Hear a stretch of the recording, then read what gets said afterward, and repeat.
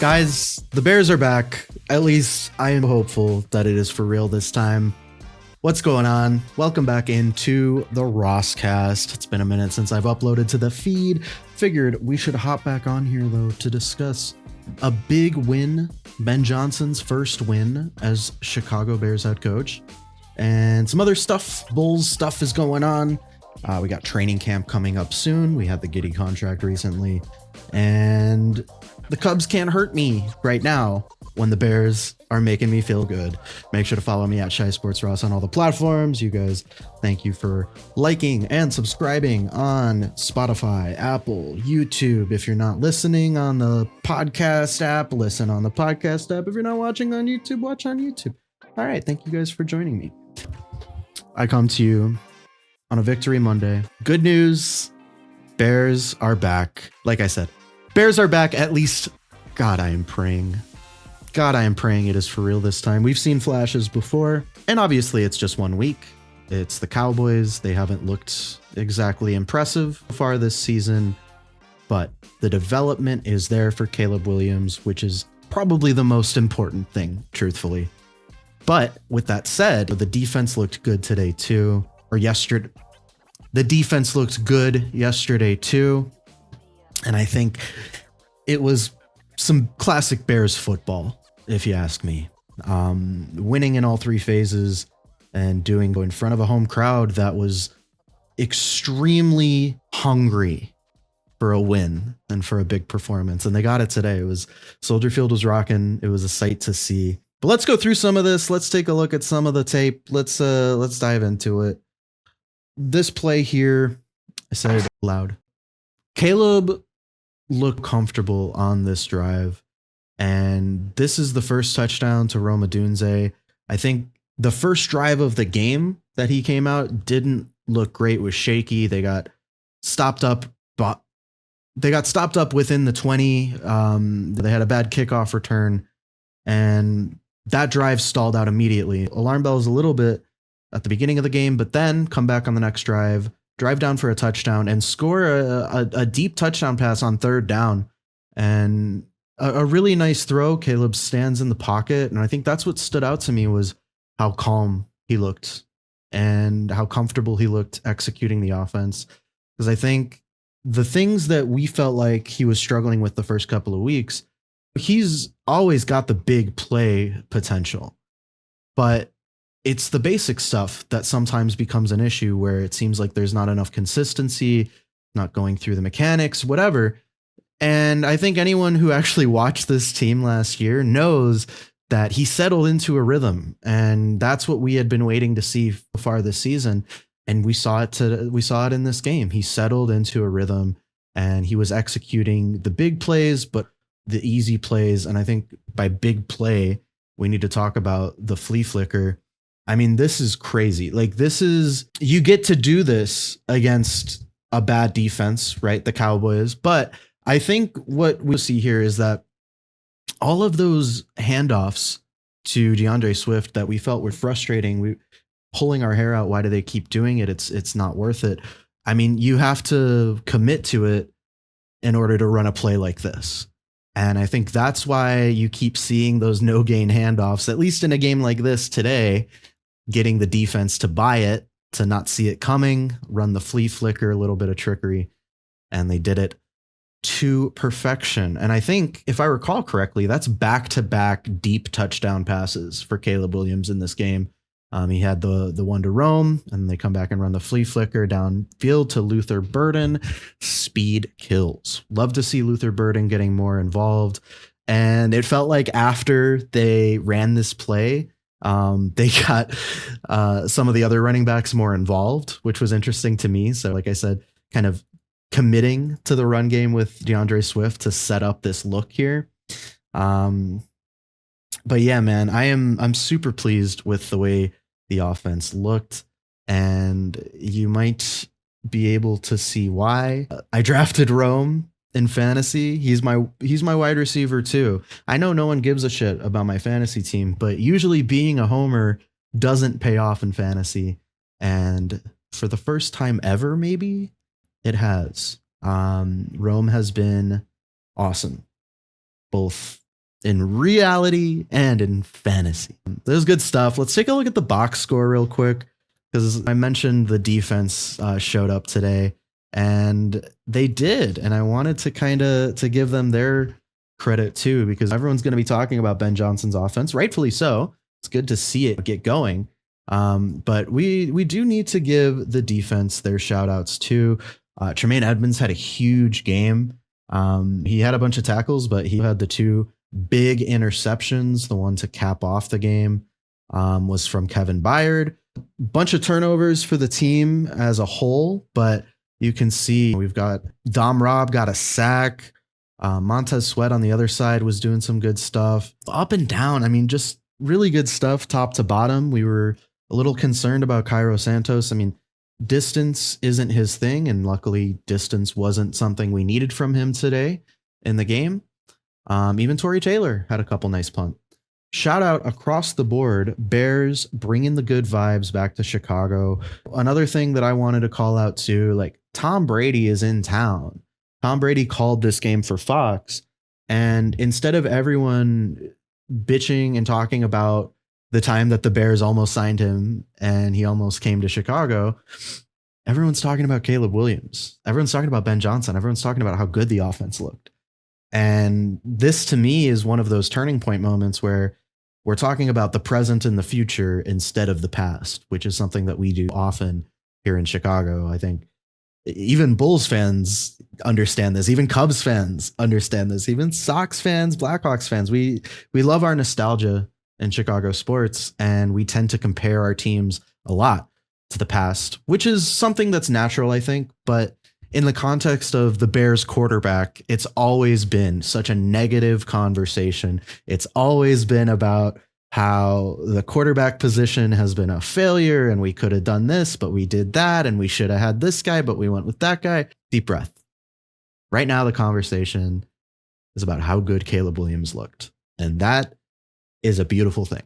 To me, I think to a lot of people, feels good.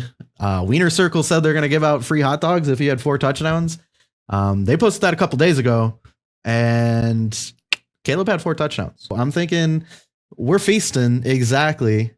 Shout out Vegan Mafia 10. We're feasting. Yeah, if you guys are going to Wiener Circle for some hot dogs, let me know. But yeah, Cubs lost, but they can't hurt me right now. I refuse to let the Cubs hurt me on a day that is rare, a victory Monday. And there is just a magic in the air in the city of Chicago when our teams are good, especially the Bears, just by the NFL being the most popular sport. I think people are happier. The birds sing a little bit louder. And Victory Monday is a good feeling. I hope you guys are out there enjoying it. While the Bears are bringing the good vibes, bringing the good moods, the Bulls are a little cloud off in the distance, slowly making its way here. We've got NBA season coming up next month. Training camp is going to start very soon, in the next week or so. We're going to have media day, and then we're going to get right to it. Things are going to start happening pretty quickly. Big Bulls news of the last few weeks, obviously, was Giddey finally signing his deal. It's going to get up to about $27 million per year by year 4, I think. $100 million over 4 years. Giddey is getting paid. And I think this ended up actually being more affordable than I had originally thought. I thought Giddey was going to be getting maybe 6 to 10 million more annually. And I was way off on that. Thank God. And I mean, thank God for the Bulls cap situation. But I mean, dude's making plenty of bank. Shout out to Josh Giddey for that. I think he finished the season really well. Giddey was looking really good post All-Star break, but we know how often in the past we've seen players go on runs after the All-Star break when the basketball doesn't fully matter. While he finished the season strong, the team as a whole did not, and losing in the play-in tournament was kind of the expectation, and it's probably going to be the expectation headed into next season. That is a consideration as he continues to grow as a player. Giddey, that is. We want to see that progress. And if he's going to be the franchise cornerstone point guard, just making it to the play-in tournament obviously is not going to be enough. And by year 4, that contract, we'll see what the rest of the team even looks like. It's going to be very interesting to see how the rest of the roster shapes up over the next couple of seasons. They have decisions to make on quite a few players. And Vucevic is probably at the top of that list. Everyone talking about the Bulls potentially buying Vucevic out this offseason. I don't think that that's happening. Vooch had an interview a couple of weeks ago, if I recall correctly, where he was discussing how Arturas had texted him not to worry about that. I wasn't worried anyway, and that kind of confirmed that suspicion that probably not a whole lot to think or worry about in terms of Bulls making moves over the next couple of months. If anything, it is going to happen at the trade deadline, and it's probably going to be one of the other guards on the roster. We'll get to that. We'll cross that bridge when we get to it. We do have to get through training camp first. We've got to see kind of what the makeup of the team looks like headed into the season, and then can start discussing some of those more long-term plans. But yeah, we'll see what ends up happening with Giddey too. A player has a contract season, they get paid. It's always interesting to see kind of what the mentality is coming from out of that. We saw with Patrick Williams, he got paid and then ended up having a down season. And that's obviously not what you want from Giddey, but I would say it's something that has to always be a possibility in the back of your head, that a guy gets paid and maybe the contract doesn't look great off the bat, or vice versa. Maybe the contract looks really good at the beginning, and then as the value increases, maybe the player doesn't increase with that value or develop with that value. It's all kind of a remains to be seen situation, because the team itself, like overall, isn't very good. And I guess you do have to kind of judge Giddey's performance and value in a vacuum around that. But there aren't many teams, I feel like, that could maximize his value in terms of being an on-ball pass first point guard. And the Bulls are one of those teams. We happen to be one of those teams. So in terms of the fit's there, and we'll see what ends up happening with the rest of the roster. Bringing back Coby White makes me happy. I'm a big Coby White supporter.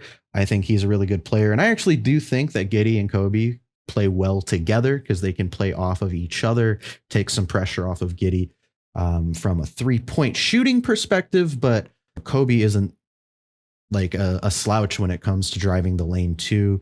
And it's nice to be able to have two guys who can handle the ball and slash down the lane like that. And then with the rookie Asenge, I'm excited for him, but I wouldn't say we should expect a whole lot out of a rookie season on a Billy Donovan team, where he likes to kind of slowly trickle rookies into the lineup as opposed to just kind of throwing them out there. I would expect Asenge to have a similar kind of progression as Matas had last season, where didn't really play a whole lot. But I would say the positive spin on that, Matas is going to play a lot this next season. He is a day one starter. There's no question about that. And that is another thing to be excited for. I know that there's some negativity and some pessimism around the Bulls, which fair and valid when it comes to how we feel about how the team is being managed in terms of the overall long-term vision. That's all fair and valid, and I'm not going to argue that we should feel a certain type of way, but I'm personally excited to see Buzelis this season. I'm excited to see how Asenge ends up looking when he does get opportunities to play. I'm excited to see more of Coby White and Ayo Dosunmu, and I do think Giddey can provide some highlight plays and help those guys look even better. I'm excited for him in that way. And yeah, we'll keep covering the Bulls over here, as I always do. And when more stuff happens to talk about, we will talk about it.